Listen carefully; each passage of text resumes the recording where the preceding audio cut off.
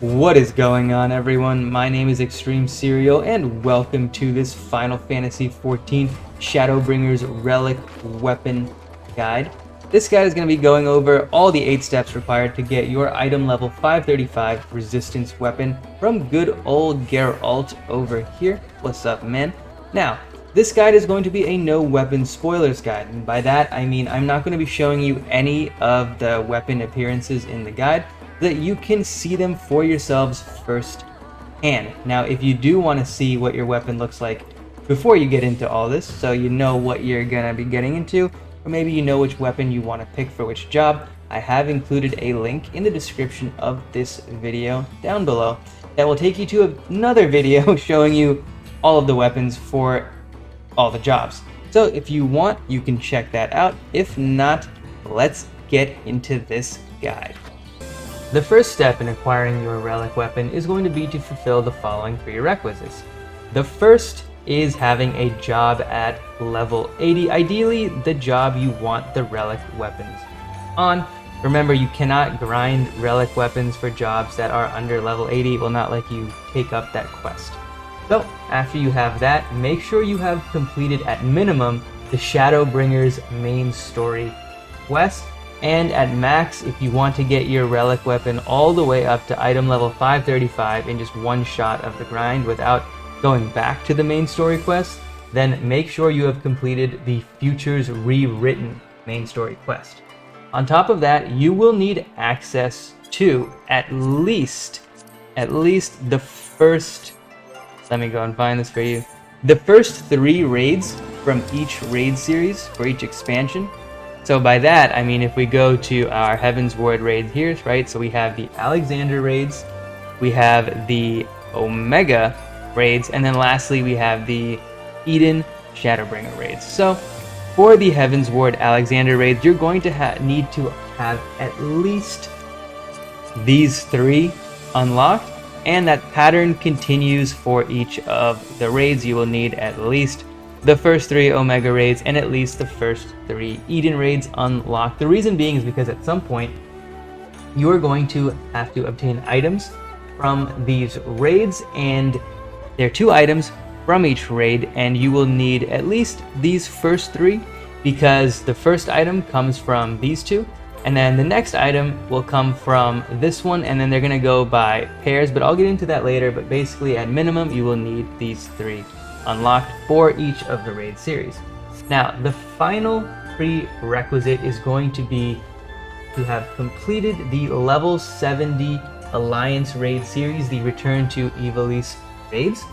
If you have not done that, don't worry, I got you. That's why I'm here in front of Titan in Kugane.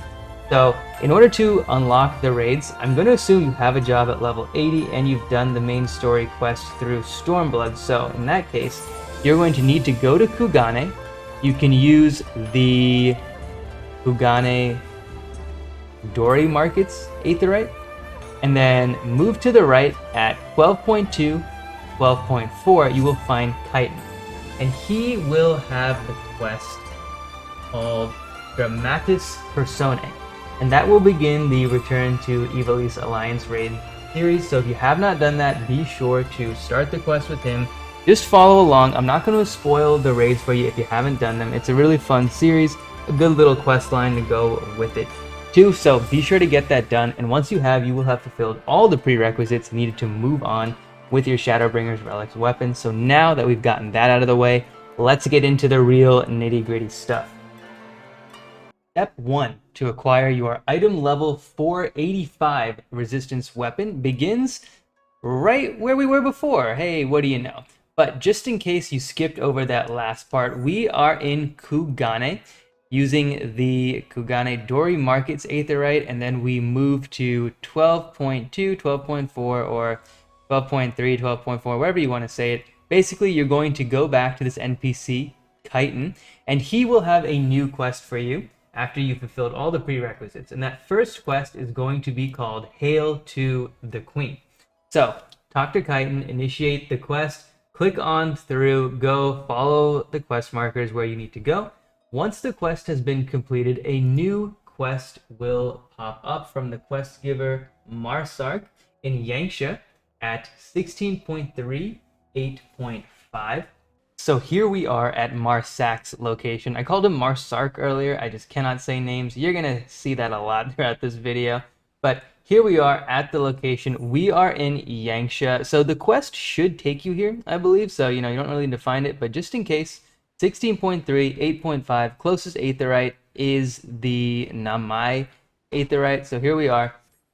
So at this location, you are going to accept the quest Path to the Past. Now follow along with the quest markers, talk to the related NPCs, and eventually you will unlock the location Gangos. Once you have completed Path to the Past, the next quest available will be the Bosnia incident in Ralger's Reach at the coordinates 11.8, 11.8. As you can see, I'm at 11.7, 11.7, right? And by the way, when I'm listing these coordinates, they are up here. You can see a little mouser on the map, right? The X coordinate and the Y coordinate. So just in case you were confused at what I meant by that. So right, at 11.8, 11.8, from the Ironworks engineer, the Bosnia incident quest will be available, or Bosnia incident. Unfortunately, it is really pronounced Bosnia. There's a voice cutscene that says Bosnia. It's not Bosnia. But either way, accept the quest, and it will take you to talking through several NPCs. Eventually, you will get a duty. I'm not going to spoil what it is, but complete the duty, and once you do, we can move on to the next quest. Here we are in Gangos. You might recognize this from the intro to the video. And wait, hold on. Gangos. Ganjos? No, hold on. Jangos? Janjos? Gangos. We're going with Gangos, people. But here we are next to Geralt of Gangos, in Gangos, whatever. This is the final step to acquiring your item level 485 relic weapon. The final step of step 1. Don't worry, we still have many more steps total to go. But this is your final step. The quest is going to be called Fire in the Forge. This is a pretty simple quest compared to your last one. There's no crazy duty to go through. Just talk to the NPCs. You're going to be delivering Thavnarian scale powder to Geralt. And then once you do, you will be able to get your first resistance weapon for the appropriate job. So congratulations, you did it. Finally, you have your hands on your first resistance weapon. Now, a few things to note. One is the location. Gangos cannot be traveled through directly. So if you were confused at how to get here, you will need to use the Doman Enclave Aetheryte. Then from there, you can click on the Aetheryte again, and it will take you to Gangos. It's basically like one of those mini teleport locations. There is no direct teleport to here, though. So if you leave and you got lost and you were wondering how on earth do I get back here, travel to the Doman Enclave, and once you do, you can use the Aetheryte again to travel to Gangos. Now, the second thing I need to mention is obtaining further relic weapons will require you to have 1,000 Allegan Tombstones of Poetics. So let me go to my currency over here. These guys right here, the Allegan Tombstone of Poetics, you will need 1,000. The reason being is because you will need 4 Thavnarian scale powders to acquire a new relic weapon. Each one costs 250 each, right? So 4 total will cost you 1,000. These can be obtained from specific Rowena's attendants.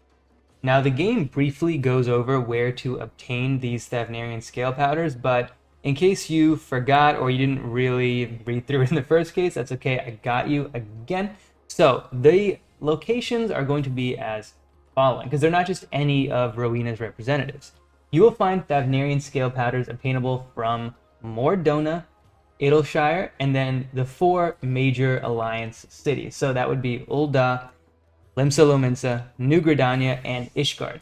In the 4 major cities, you will have to just talk to the Rowena representatives. This is honestly the easiest way to get them because you just teleport to the Aetheryte and they're kind of right there. Talk to them, and then you will be able to purchase these scale powders from them. Once again, they're 250 each, or 1,000 for 4, and basically it's 1,000 poetics per relic weapon. In order to move on to step number 2 and continue with your relic weapon journey, you will have to have completed the Vows of Virtue Deeds of Cruelty main scenario quest to advance to step number 2. So be sure to do that. Step number 2, which will allow you to augment your resistance weapon to item level 500. This is going to start once again in Gangos, and you're going to be able to accept 2 quests kind of at the same time. The first is going to be called a Sober Proposal, which you can initiate from Geralt over here. Now, a Sober Proposal will have you simply talk through to a bunch of NPCs, and the next quest is going to be Where Eagles Nest. This, you are going to talk to Sigeros. Sigeros? He's over here. As you can see, everyone is over here. So you will talk to Sigeros, but in case you don't know where he is, at the coordinates 6.4, 5.7 in Gangos, you can initiate the quest Where Eagles Nest. This will take you to the instance location, the Bosjan Southern Front, or the Bosjan Southern Front. Bosjan Southern Front? Bosjan? I'm just going to call it the BSJ from now on. So it's going to take you to the instance location, the BSJ, and that's where you're going to see me next, where I'll be going over all of that. So here we are in the BSJ. As you can see, my screen looks a little different. If you look on the upper right hand screen, I'm going to use my pointer to get to it, you can see these 2 things that look like duty actions up here. They're called lost actions. I'll go over them in a second. And then the next thing you'll notice is right here, you kind of have this BSJ like placard thing pop up. Has my resistance rank, medal to the next rank, Bosjan clusters, notoriety, and then we have lost finds holster and resistance recruitment. So this might be a lot to take in all at once, but let me go over the BSJ so it makes sense to you. First of all, this is basically Shadowbringers quote-unquote equivalent to the kind of deep dungeons that were available for the Heaven's Ward / Stormbringers kind of expansion. So basically Palace of the Dead or Heaven on High. Only the difference is that these are not deep dungeons. So clearly this is very different from a deep dungeon. This is more of like a isolated instance location.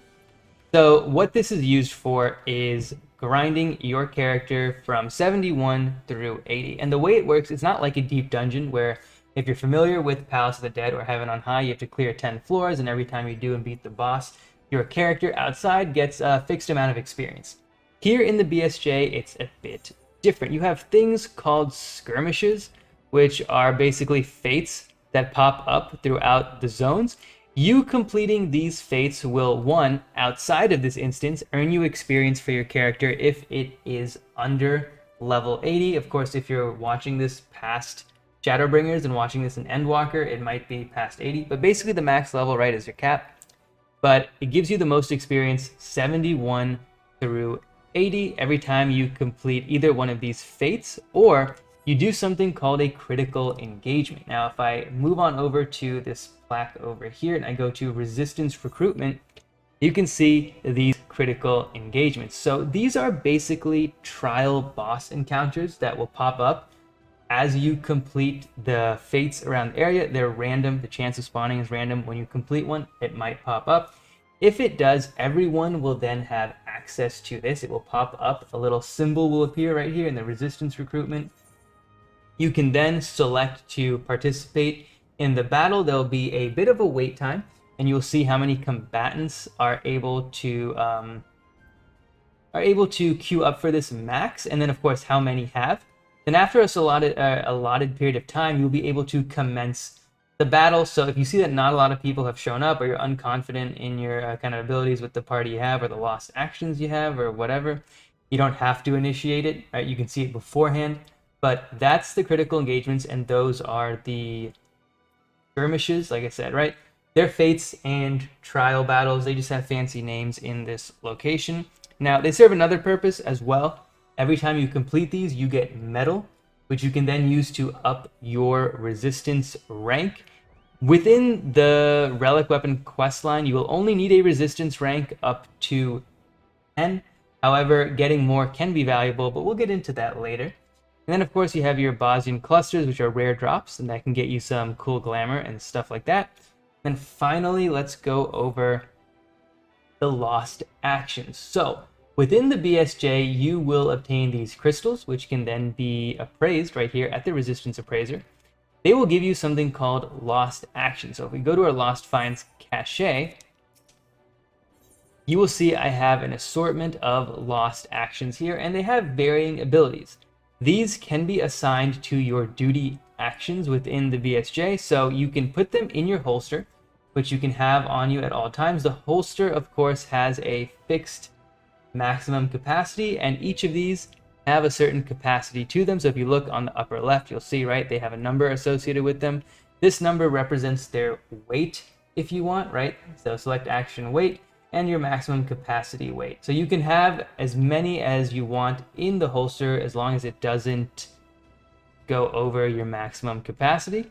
Then within that, at any time within the BSJ, you can go to this, go to the Lost Finds holster, click on them, and then assign them to either of your duty actions. Now, one thing to note in the BSJ, you have access to your mounts immediately, but if you'll notice, mounts don't fly. But you can mount around. You can use that sweet mount speed to get around, but you cannot fly in this area. So that is basically a brief overview of the BSJ. I'm going to be going more into it as we need to in the guide, but right now that's what you need to know. And then here, of course, is the aetheryte you can use to travel within the BSJ. You cannot actually use this to just teleport here outside. Remember, this is an instanced location. So if you're in here, you can't be using the duty finder, right? You're locked. This is where your instance is. If you want to do other duties while you're in here, you have to leave. You have to leave the instance. Now, within the location, you see the aetheryte here.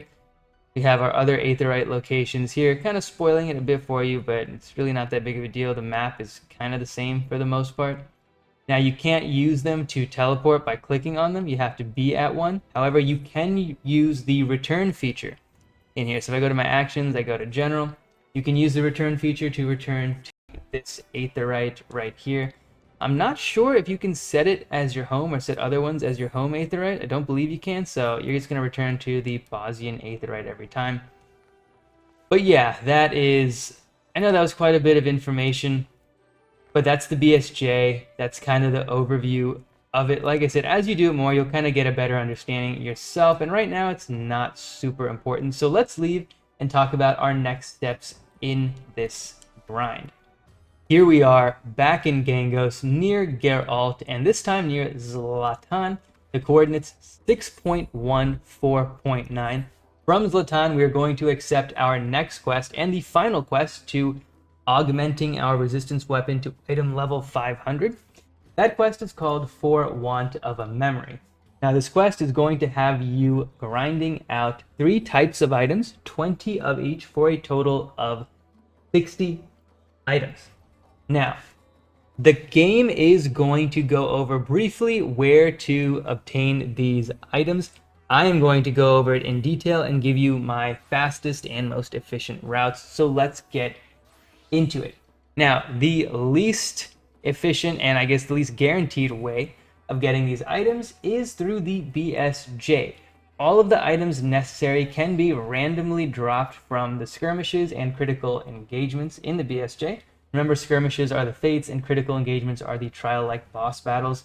Of course, the drop rate is not high, and which memory you get or which item is random. Now, the much more efficient way is going to be grinding fates, and these fates are tied to the Heaven's Ward zones. So we have 3 types of items, and each of these can be obtained in 2 locations through the Heaven's Ward zones. So our first item is the Yellow Tortured Memory of the Dying. These can be obtained in fates in the Curtis Western Highlands, which is the Falcon's Nest teleport, Sea of Clouds, which is of course Camp Cloudtop and Okezundu, and then we are going to move on to the Blue Sorrowful Memories of the Dying. These can be found in the Dravanian Forelands and the Churning Mists. Lastly, we have our Red Harrowing Memories of the Dying. These can be found in fates through the Dravanian Hinterlands, which is of course in Idleshire, or Azisla. So then, What is the best method for grinding out these fates? Well, let's start with the first yellow tortured memory of the dying and our options here. Earth's Western Highlands versus the Sea of Clouds. Which to pick? Now, I want to go over a general rule of thumb when grinding fates. It's going to apply to pretty much everything. You want to sink towards the highest level cap the expansion had to offer. By that, I mean within each expansion, there was a level cap, right? Heaven's Ward had 60, Stormblood 70, and Shadowbringers is 80.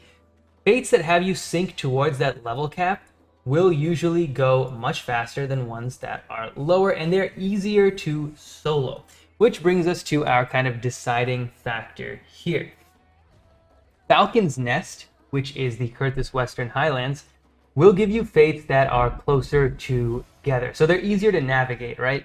However, you'll be synced to a much lower level. So Falcon's Nest is what I would recommend if you are grouping up with a party to grind out fates, or you're running Blue Mage, which doesn't matter what level you are, you can use the same spells at any level.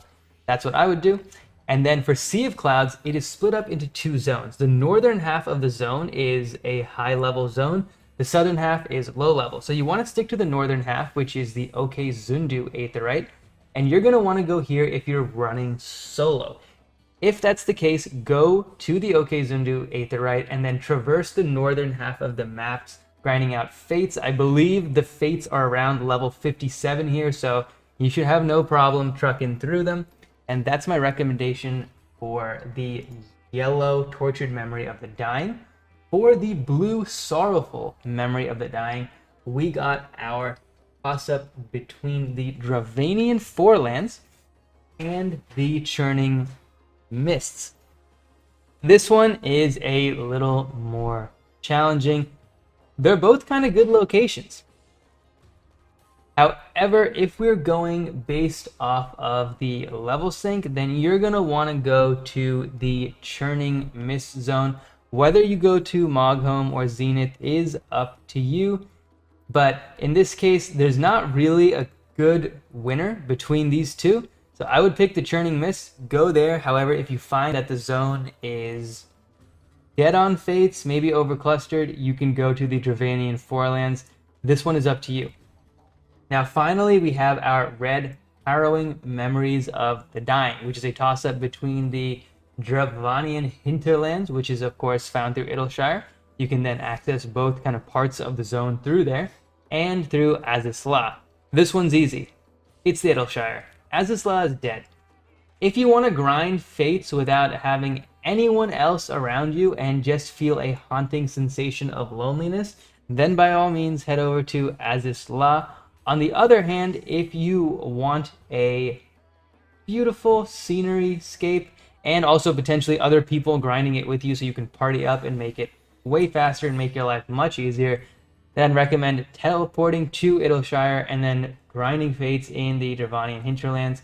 You will most likely find other people who are doing this with you and are able to party up. The other zones can sometimes be sparse and there's not a lot of people there, so you'll have to run solo. On the other hand, the Dravanian Hinterlands usually have people grinding fates there, so you can party up, get through this last part of the grind way faster than you normally could solo.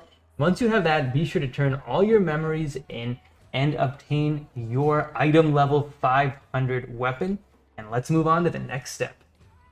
At any point, if you like a previous stage of your relic weapon, you can buy them from Regana for only 1,000 gold each. These weapons are at an item level of 1. They have no stats on them. It is purely for glamour, but you can do that at any time. So don't worry if you augment your weapon and upgrade it and you find that I do not like the look of this.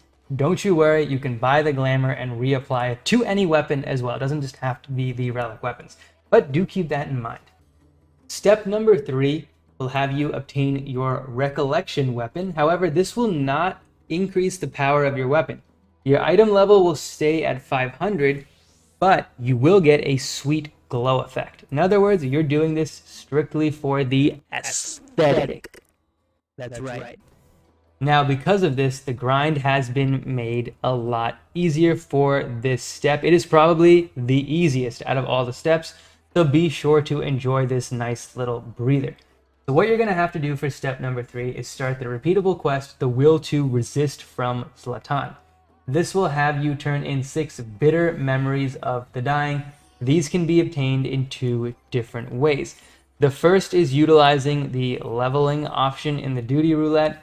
You can obtain 1 bitter memory of the dying from doing this per day. You will need to not have the reward of the day completed. So as you can see, I don't have mine, which means I can obtain a bitter memory of the dying from doing this. The other option are level 60 dungeons that must be done level synced. You cannot gain these items from doing any content not level synced. Unsynced, that's the term, unsynced.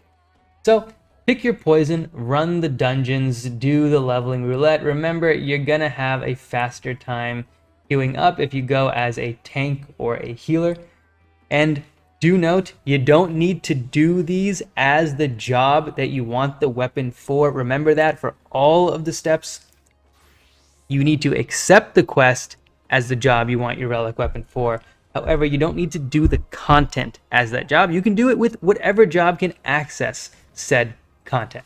So, like I said, pick your poison, grind out your 6 bitter memories of the dying, and then once you do, turn them in and obtain your shiny new relic weapon with its sweet glow effect, and we will move on to the next step. Welcome to step 4, everyone. So here's where things get a bit intense. Now, the first thing you're going to need to do in order to upgrade your resistance weapon to the Law's Order weapon, which will boost its item level to 510, is going to be to hit resistance rank 10 in the BSJ. Then there were main story, or kind of not main story, the blue icon quests within the BSJ. So you need to be completing those if you have been ignoring those. At a certain point, so just go through the line. If you're at resistance rank 10, you'll be able to get through them. Go through the quest chain. Eventually, you will reach the quest, The Lady of the Blades. This will have you clear the critical engagement, the Battle of Castrum Lacus Litor. So this is an important critical engagement. It is a 48-man raid that pops up as an instance, or pops up as a critical engagement in the BSJ. It's basically a duty within a duty. It's dutyception, people. So in order for this to spawn, you need to just be in the BSJ, and it will randomly pop up as a critical engagement. It is said that doing the skirmishes or fates will get it to pop up sooner. I don't really know if that's true or not, but I can tell you that the timer isn't that bad. It usually pops up within 30 to 45 minutes, right? So stay in the BSJ. After you accepted the quest, remember, you're not going to be able to do it, and it's not going to matter even if you do, unless you accept this quest, because it's necessary to move on. So it's called The Lady of the Blades. Do not forget, it's found in the BSJ. Coordinates 14.6, 29.6. So do that. Wait for Castrum to spawn. Do the Castrum raid. My recommendation for the Castrum raid is bring the lost actions, specifically lost actions that are essences. The Castrum raid and the subsequent raids you're going to find in the BSJ areas, they're pretty tough, especially when you don't know the mechanics and you're not bringing good lost actions. So specifically, what you're going to want to bring are either deep essences or pure essences. Now, if you don't have any of these, that's okay. But as you can see, specifically, you want to bring the deep essences that increase your physical defense and your health and your magical defense. This will save you from a lot of the mechanics.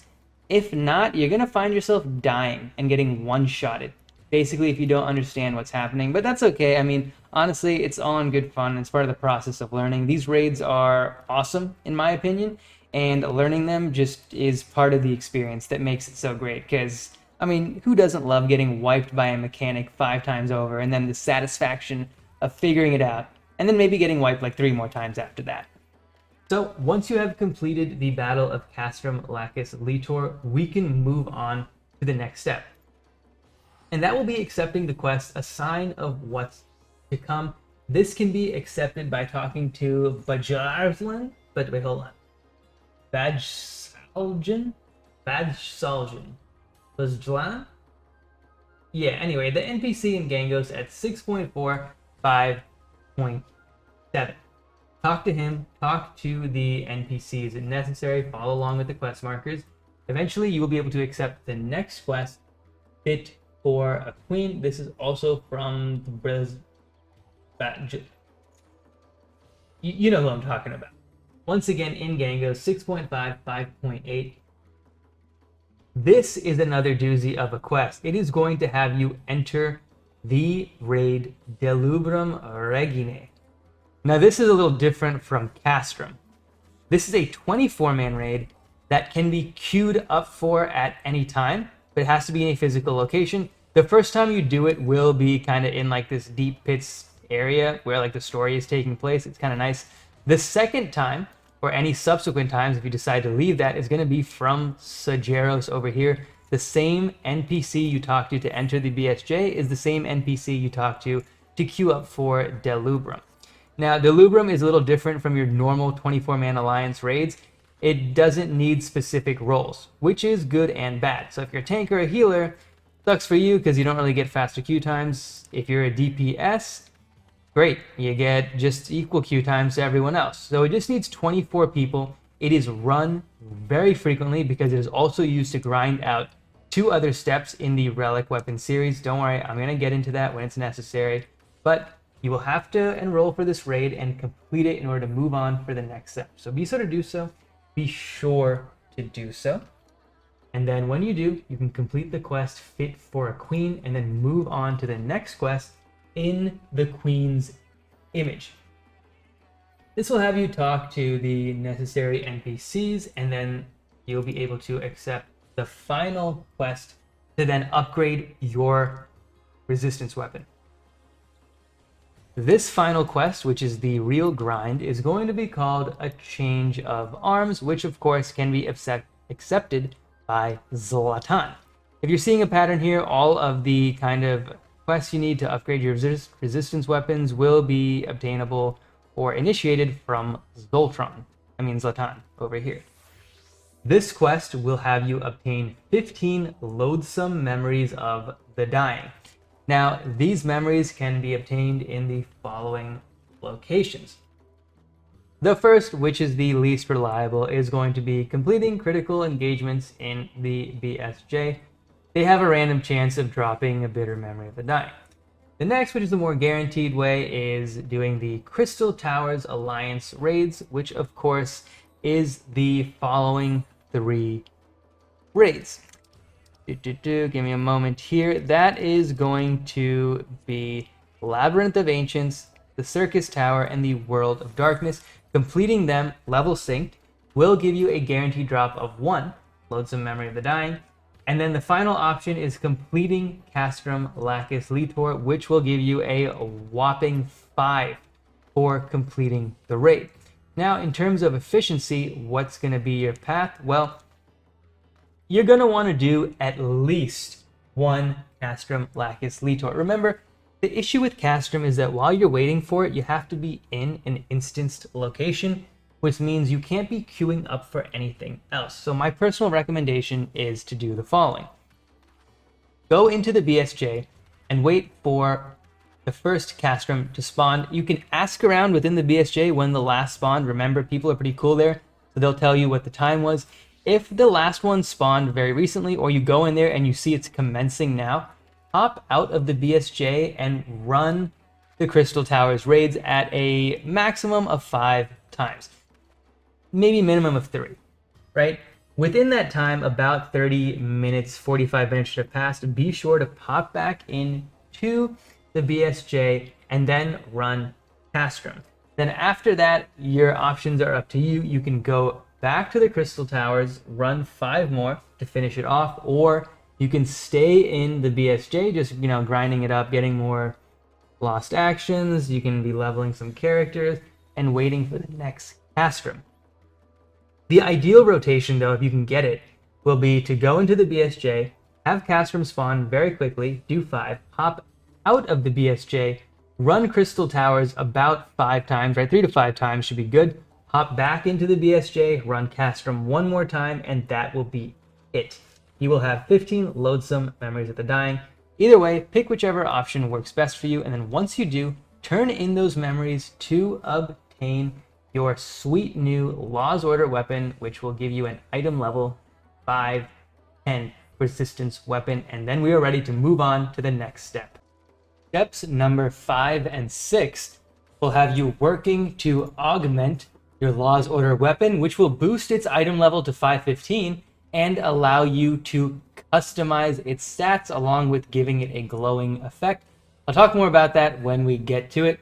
First, let's start with the quests. So, the initial quest you need to accept is the Resistance Remembers from Geralt here in Gangos, right? At the location 6.2, 5.0 for the coordinates. Now, this quest will have you hunting down 18 of 2 different items, 36 in total. Those items are Haunting Memories of the Dying and Vexatious Memories of the Dying. So let's get into where to find them and what's the most efficient path of obtaining them. The pink Haunting Memories of the Dying can be dropped from the Shadow of Mach Alliance raids, which is the level 60 Alliance raids. They are also drops from Fates in Girabanya. The yellow Vexatious Memories of the Dying are drops from the Return to Ivalice Alliance raids, which are the level 70 Alliance raids, and also from Fates in the Far East. Now, the slower of these two options is the Alliance raids, but they do drop 1 memory, right, depending on what you do, and they're guaranteed drop of 1 memory. However, Fates, on the other hand, are not a guaranteed drop, but the drop rate is very high, and your clear times for Fates are also incredibly high, which makes grinding Fates a lot faster than running the Alliance raids, but the Alliance raids are an option if you want to do them for whatever reason.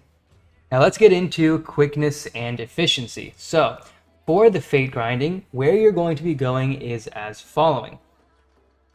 For your pink Haunting Memories of the Dying, which are found through Girabanya Fates, remember these Fates are all tied to the Stormblood expansion. So for the Girabanya Fates, we're going to be going to the Locks because it allows you to level sync to the highest possible level towards the level cap. So right, the level cap in Stormblood was 70. Fates here allow you to sync at 70 or 69. And heyo. And the map itself is relatively flat, so maneuvering around is fantastic here.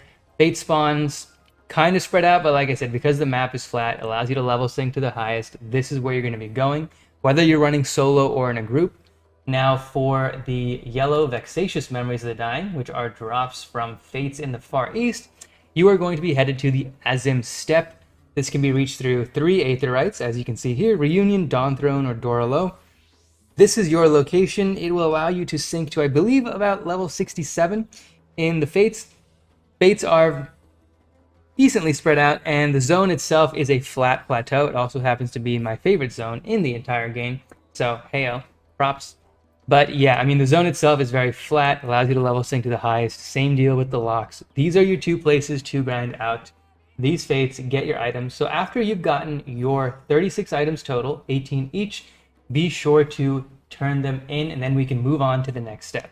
Step number 6 from Zlatan over here will be called a new Path of Resistance. This quest will have you collect and turn in 15 time-worn artifacts. Now, there are 2 ways to obtain this item. The first is going to be the Palace of the Dead, which is the deep dungeon.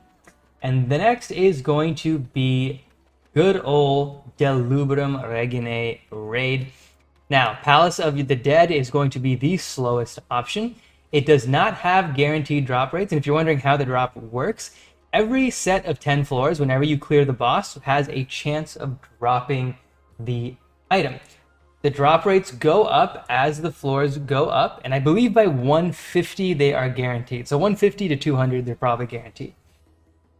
Here's the thing though, if you're not familiar with Palace of the Dead, or you've never even gone to those higher floors, you cannot go past floor 100 without a preformed party that has 0 wipes all the way up to floor 100. Then you can move past. On the other hand, I did the grind from floors 50 to 60, and I even went higher, 60 to 70, 70 to 80, 80 to 90, 90 to 100, several times over using my Red Mage, which started at level 50, to see how many items I could get and how far it would go. I got a total of 12 Time Worn artifacts, and I got my Red Mage from level 50 all the way to 61.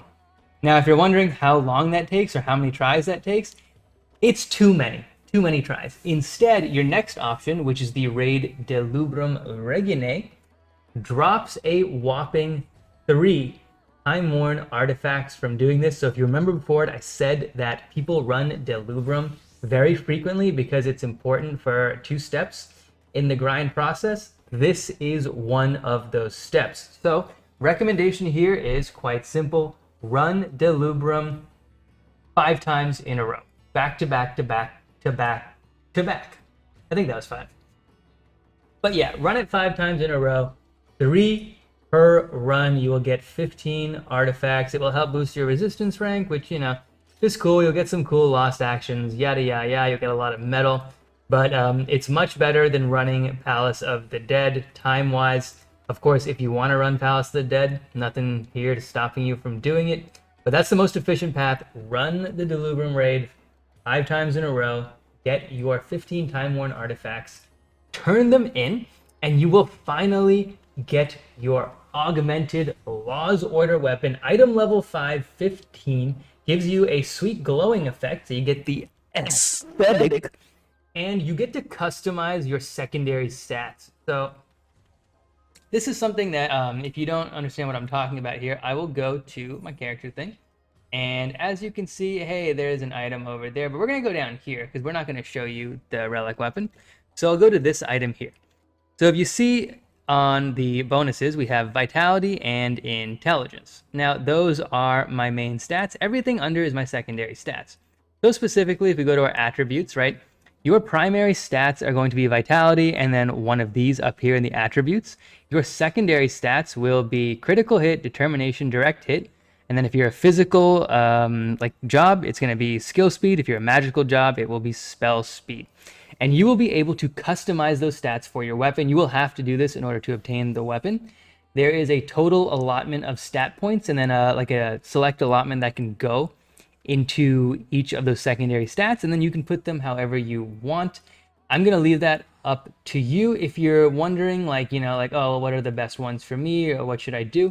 You can always just head over to Google and doing a quick, like, best in slot search for your character will show you the relic weapon and what the stats should be. Remember, a lot of them are not going to have the augmented Law's Order for best in slot because there is an item level 535 weapon, right, which we are working towards. However, the total stat allotment doesn't change too much between the two, so you can kind of just, you can see the overall and just adjust accordingly. And don't worry, if you mess up and you want to change those stats afterwards, you can do so. All you have to do is go to the Alagon node over here, accept the quest Forged Anew. It will require you to give a certain item that you can obtain from Rowena. I believe it's called Ethereal Sealant. It is 4 vials of Ethereal Sealant. Hey, I got it. That's what you'll need. If you do so, you'll be able to redistribute stats on your weapon, so don't worry if you don't exactly allocate them the way you want. But once you do, you'll have your shiny new weapon, and we can move on to the next. Step number 7 and 8 will have you working towards your final item level 535 relic weapon. This is the most powerful the weapon can be, and it is the final weapon you receive. In order to do this, first you will need to have completed the Futures Rewritten main scenario quest, so be sure to get that done if you haven't already. Next will be to complete the quest A New Playing Field from Marsak here in Gangos. Marsak can be found at the coordinates 6.45.7. Once you're there, accept the quest. This quest will take you to Zadnor. So Zadnor is basically an extended story part of the BSJ. It functions just like the BSJ, only it has a different raid attached to it.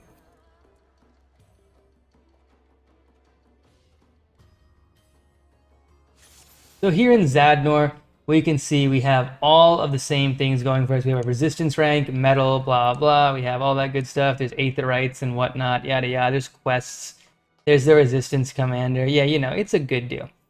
However, Zadnor has its own unique raid that pops up similar to Castrum, and that is called the Dalriada. I will get into that later.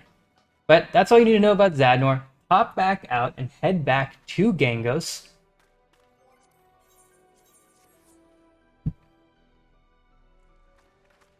Then from Geralt, you're going to accept the quest, What Dreams Are Made Of. So go on through, complete the quest, then you will be able to accept 3 additional quests. Those are Spare Parts, Tell Me a Story, and A Fond Memory. Now here's where the real grind begins. Oh yeah, if you thought the other steps were a grind, oh no. This one step, step number 7, this grind is greater than all of the other steps combined. This is your raid grind. So if you remember at the very beginning of this video, I told you that one of the prerequisites was to have at least 3 of the raids within each series unlocked, and this is going to be why. You will be collecting 6 items. 30 of each item for a total of 180 items, and these are all found in raids. Now I am going to do a quick breakdown of where to get the items, and then I'm going to go into more specific details about the raids and what's kind of the most efficient and fastest way to get through them. So very quickly, let's go to our duty finder. Yeah, and then let's go to our Heavensward Alexander raids. Now the way each item is going to be found is that there are 2 items associated with each raid series. In other words, right, you have the Alexander raids, Omega raids, and Eden raids. 2 items can be found per raid, and the way those items are broken up is as following. Item number 1 is going to be found from the first 2. We're going to skip 2, highlight the next 2. We're going to skip 2, then highlight the next 2. I can't highlight the last one because you can only highlight 5 at this time, so I'm going to just click it, my good old pointer over there, and as you can see, there are raids that have not been highlighted. If I go down here, there are 2 more. Those unhighlighted raids contain item number 2. The highlighted ones contain item number 1, right? So as you can see, the pattern is the first 2, skip 2, the next 2, skip 2, the next 2, and then the last 2. So that's how these work, and it works the same way for every single raid series. So if you don't get, I'll just do it one more time just on the Eden raids to show you, right? So item number 1, first 2, we're going to skip 2, highlight these next 2, skip 2, highlight these next 2, and then that's it. The ones that are not highlighted will give you item number 2. Okay, so now that you have that all cleared up, let's get into the specifics and what is going to be the most efficient way to grind these out. The Alexander questline is called Spare Parts, and this is going to have you collect 30 compact axles and 30 compact springs. Now, the compact axles are going to be found from the first set of raids I showed you before. So what we're going to do is going to go down here, I'm going to clear this out. I'm going to highlight the list for you so you all see, just so you know what I'm talking about. So we're going to do 1, 2, right? Same method, skip over. I'm going to do these 2. Okay, that's highlighted right there. So, as a general rule of thumb, the first raid set in the series, the first raid in the series specifically, is always going to be the fastest clear time, right? As a rule of thumb, there is pretty much no instance where you don't want to be queuing up for that one. However, there are other options that could be just as fast, so I'm going to talk about all of that right now. For the compact axle, the raids you want to be doing are as following. Just this one. Fist of the Father is your number 1 raid for this. People run it so frequently. It is a very simple fight. It has you fighting against Faust, who just stands there and you nuke him. Then it has you fighting against a big old machine who the tank should just have stand there, and then you nuke him. And then a 0.5 version of that machine who you have to nuke before he nukes you. Very simple, straightforward fight. Honorable mention is the Cuff of the Father, which is of course the number 2 fight in the series. This has you fight not against a single boss, but kind of multiple waves of mobs. And then 1 to 2 people can pilot this like Magitech armor that pulls away bombs. It's not super complicated. Simple mechanics, but there are some ads before it, and the fight does take a bit longer to clear, and it's not as brain dead. So people usually prefer the first one. However, if you want to queue up for, you're getting a slow queue time, you want to queue up for more, the first two are perfect. You should not have to queue up for others for speed and efficiency. These two alone should be enough. Honestly, just Fist of the Father should be alone. Like I said, this gets run so frequently, and it is such a fast clear time. And as always, you need to do this content level synced. Don't go in here unsynced, you're not going to get anything. Item number 2 is the Compact Spring, and it can be found from the following raids. For speed and efficiency, what we're going to want to run is these two raids right here, Arm of the Father and Burden of the Father. They are tied as far as speed and efficiency goes, I will say. So the Arm of the Father has you face off against Living Liquid after fighting through some ads and making your way to him. The Burden of the Father has you fighting off against the Manipulator. Now, people tend to run the Burden of the Father more than the Arm of the Father because the Manipulator fight has you spawn right in front of the boss. Both fights are very simple, forgiving mechanics, not tough fights at all, fast clear times. However, because you spawn right in front of the boss, it's a bit more brain dead, a bit faster. People tend to run this over the other. However, if you're just going for fastest queue times, obviously adding both of these will help your cause, but if you just want to do one over and over and over, then the number one spot goes to the Burden of the Father. That is the Manipulator fight. And like I said before, if you're going for fast queue times, I would queue up for both of these. And then if it's getting slow for you, then slot in more raids as you see necessary. Just go down the list, slotting one at a time until you're good. You should just be sticking with these two though, because these are the fastest. Once you finish that up, you should have 30 of each item, 30 compact axles and 30 compact springs. Then you can turn them in to complete the spare parts quest, and we can move on to the next raid. The Omega raids are tied to the quest Tell Me a Story. The items found in these raids are called A Day in the Life, Battles for the Realm, and A Day in the Life Beyond the Rift. Now, Battles for the Realm can be found in the following Omega raids. Boom, there you go. Now, as far as which raids you're going to be running for speed and efficiency, they are the following. Deltascape 1.0 has you face off against Altoids, Snek.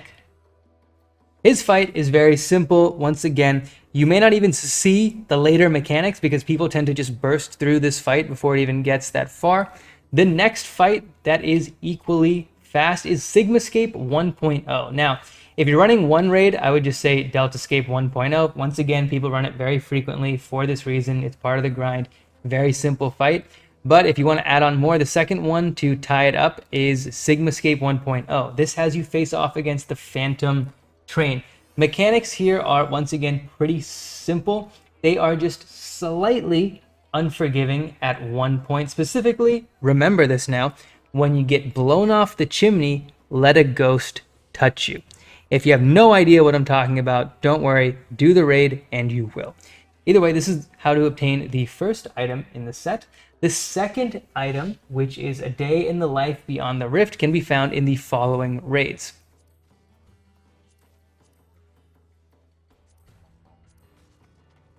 Now, for speed and efficiency, the ones we are going to run are the following. Deltascape 3 and Deltascape 4. Now, the number one spot is going to Deltascape 3, which has you face off against Halicarnassus. That sounds about right, Halicarnassus. This is the easiest fight overall. Both of these fights, I will note, have fast clear times. It's just that Halicarnassus, or Deltascape 3.0, is a much more simpler fight. The mechanics are simpler, and they are more forgiving. Deltascape 4.0, the mechanics are slightly more complicated and slightly less forgiving. Some of the mechanics can just yeet you off the map, so just be careful of that. This fight has you face off against X-Death, who, once again, it's also a fast clear. If you're just running one raid, I would go with Deltascape 3.0. If you need faster queue times, I would do Deltascape 3 and Deltascape 4. Then, of course, add on more raids if your queue times are going up and up and you need them to be faster. Once you have collected all 60 items from the Omega raids, remember it's 30 Day in the Life, Battles for the Realm, 30 Day in the Life Beyond the Rift, you can then turn in the Tell Me a Story quest. And then last but not least, we have a Fond Memory, which is the quest associated with the Eden Shadowbringers raid series. So for this, you have two items. Once again, they are going to be Bleak Memories of the Dying and Lurid Memories of the Dying. The first Bleak Memories of the Dying are going to be found from the following quests. There we go. I don't know why I said quests there. I meant raids. So yeah, the following raids. Now, the fastest, or for speed and efficiency, the ones you're going to want to run are Resurrection and Descent. Now, these are the top two spots. They are tied. They are both fast clear times. The reason why they're tied is because Resurrection has the simplest and most forgiving mechanics. It has you face off against Eden Prime. However, the issue is that there is a kind of extended cutscene you have to watch every time you do this raid, and I don't know if it's possible to DPS the boss down and clear it before this cutscene prompts. I've gotten pretty close through the Duty Finder with an organized party. Maybe it's possible, but because you have to watch the cutscene, this is tied with the second option, Eden's Gate Descent. This has you face off against the Void Walker version of Gaia. Now, this fight is slightly more complicated with slightly less forgiving mechanics, but there is no cutscene to watch, and so both of these clear times are very fast. If you were just running one, my personal recommendation is actually going to be Descent.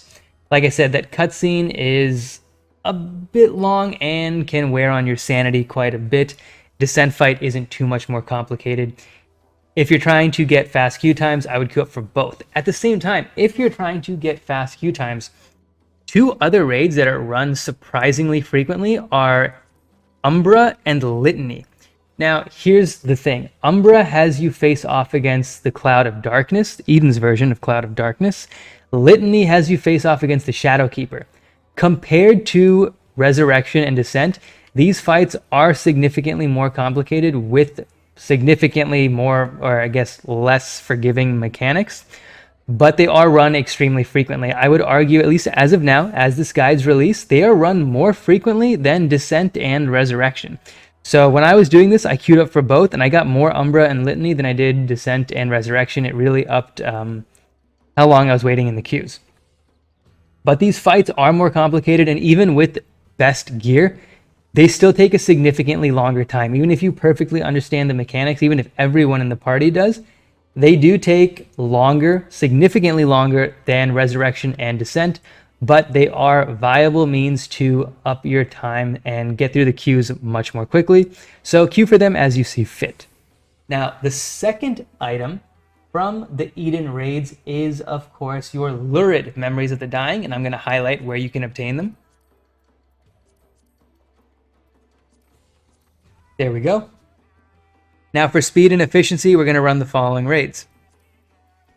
Inundation and Sepulture are in the top two spots. The number one spot is going to go to Inundation.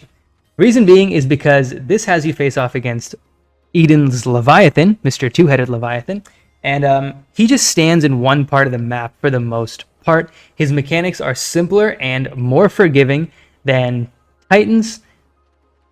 Both of them, however, are very fast clears. Now, Sepulture, on the other hand, has you face off against Eden's Titan. This is also a fast clear time, equally, if not maybe just slightly longer than Leviathan. However, the thing here is that the mechanics are slightly more complicated and far more yeeting. By that, I mean a lot of the mechanics will just yeet you off the map, which makes them far more unforgivable. Once you get the hang of it, you most likely won't have to deal with that, but because of that, if you have a party that's inexperienced, they might wipe a few times, or the fight might take a really long time because a lot of them just getting flung off the map. Some of his mechanics don't have tells for them. There are aftershocks that people may not realize. Like I said, it's a little more complicated, more unforgiving.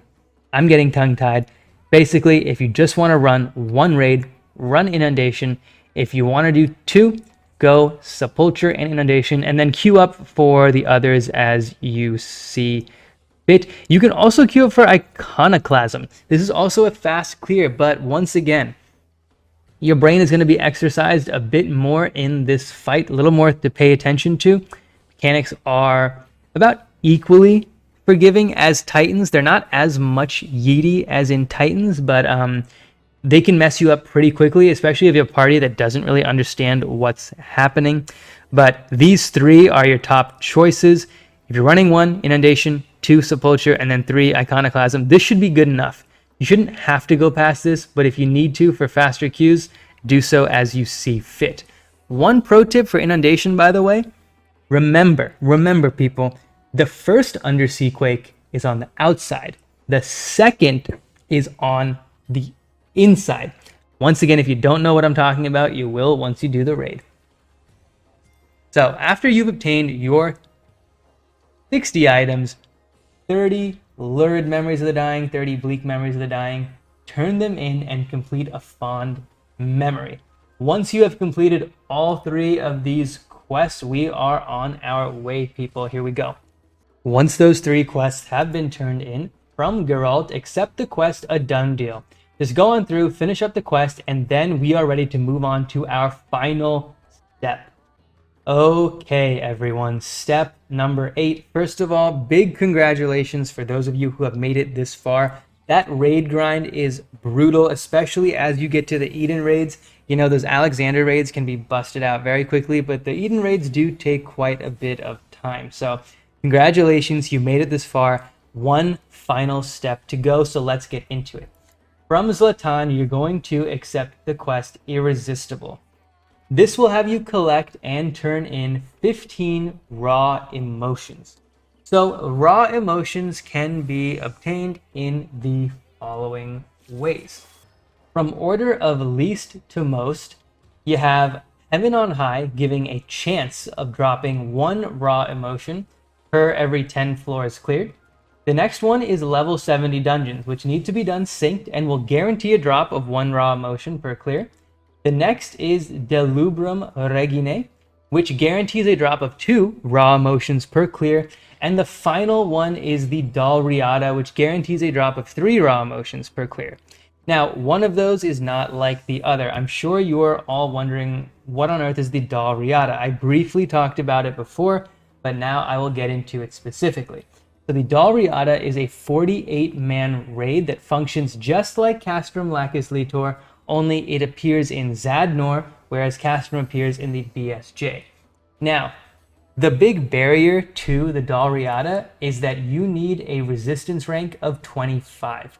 I don't even have a resistance rank of 25, and I would bet that most of you do. If you do have a resistance rank of 25, I'm pretty sure you're not watching this guide.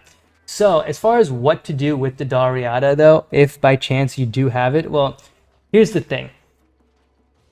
The drop rate is only 3 compared to Castrum's 5 for those time-worn artifacts, right? On top of that, to wait for the Dalriada to spawn, you have to be inside an instanced area, which means you can't queue up for the other options, which you can in fact physically queue up for and are much faster to clear. So even if you do have the Dalriada unlocked, my advice would be use it sparingly or not at all. The other options are pretty fast, and you can constantly queue up for them. So let's get into those, right? Speed and efficiency. There are 2 really viable options for grinding out these raw emotions. The first one is Delubrum Regine, which, like I said, guarantees a drop of 2 raw emotions every time you clear it. Then the next is level 70 dungeons. When done synced, will guarantee a drop of 1 raw emotion. Now, the real issue here is going to be queue times and clear times, which is going to be your priority. So if you don't understand what I mean by that, Delubrum Regine is a long raid. You guys have done it before. You grinded it out. I'm assuming you grinded it out earlier on the other steps. It's a long raid, and not just because For some people, it can be tough based on the mechanics.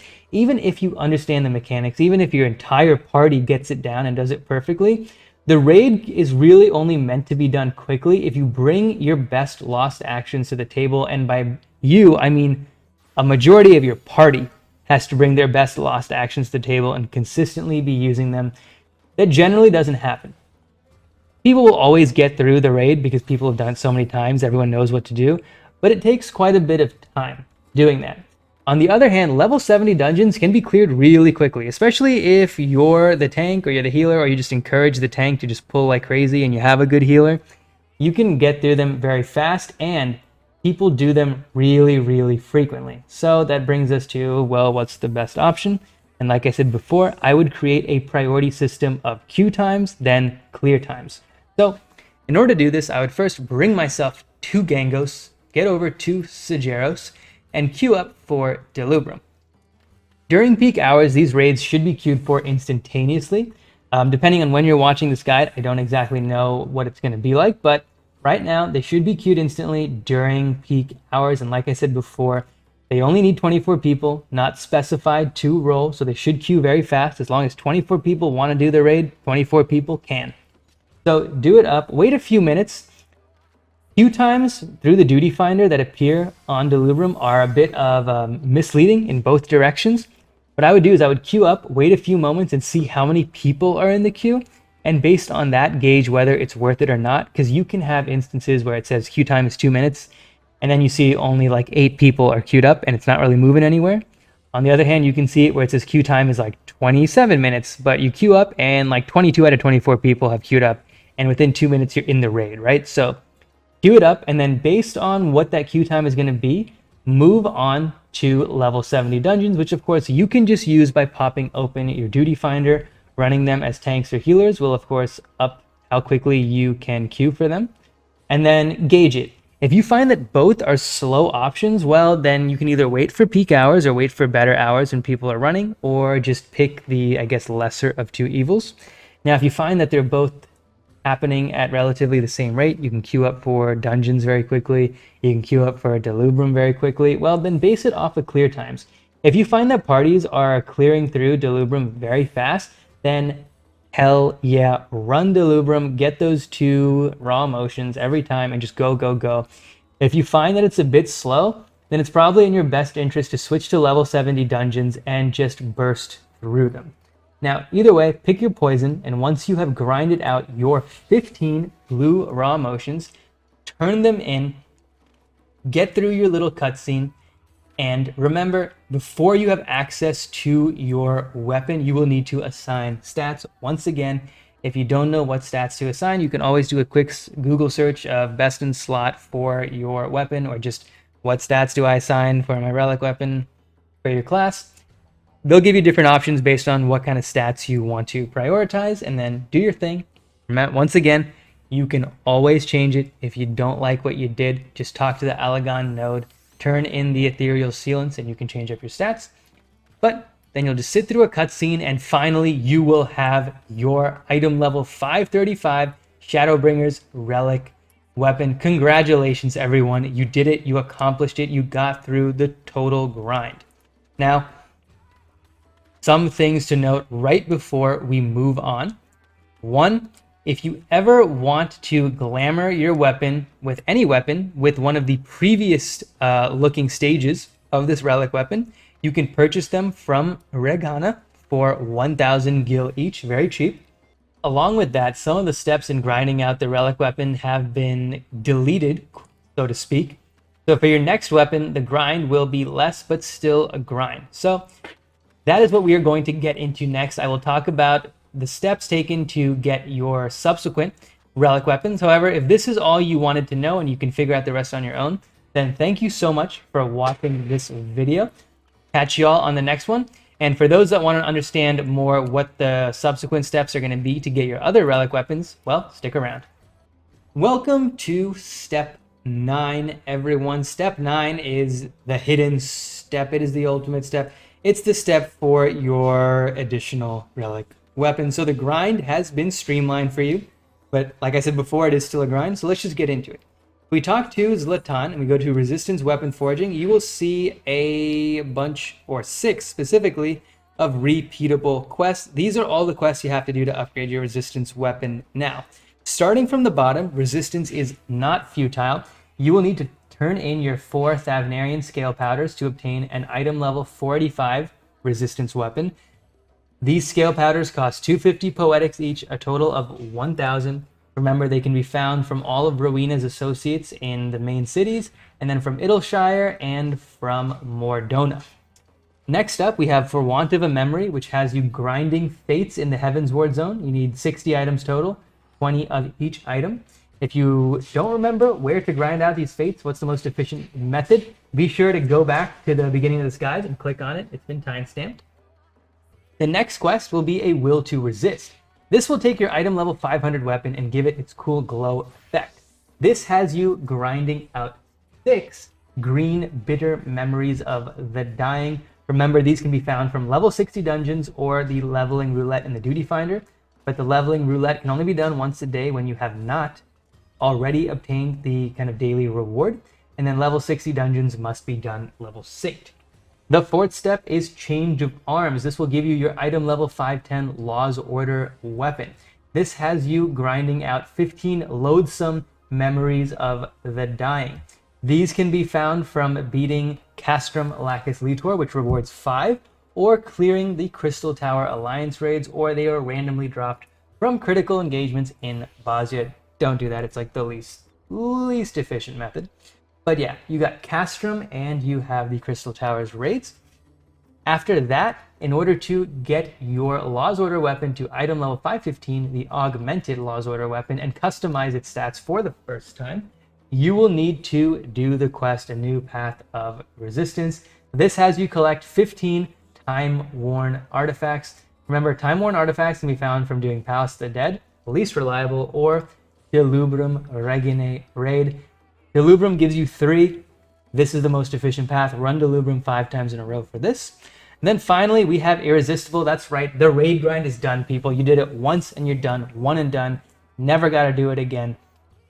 So now we just have the Irresistible quest, which will give you your item level 535 relic weapon, which is the last quest and the last step in the series.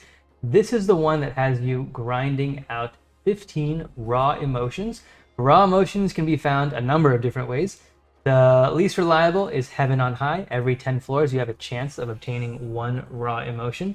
Level 70 dungeons synced will guarantee you 1 raw emotion upon clear. The Delubrum Regine raid will guarantee you 2 raw emotions upon clear, and the Dalriada will guarantee you 3 upon clear. This is the step we just went over, but if you forgot, I can go over it again really quick. I would run Delubrum and level 70 dungeons based on a priority system of queue times and then clear times. So those are all the steps you need for your subsequent weapons. And that is it, everyone. You have all the information at your fingertips to grind out every single Shadowbringers Relic weapon possible. Thank you so much for watching this video. As always, if you got any questions, just drop them in the comments below and I will be sure to get to them. And I'll catch y'all on the next one.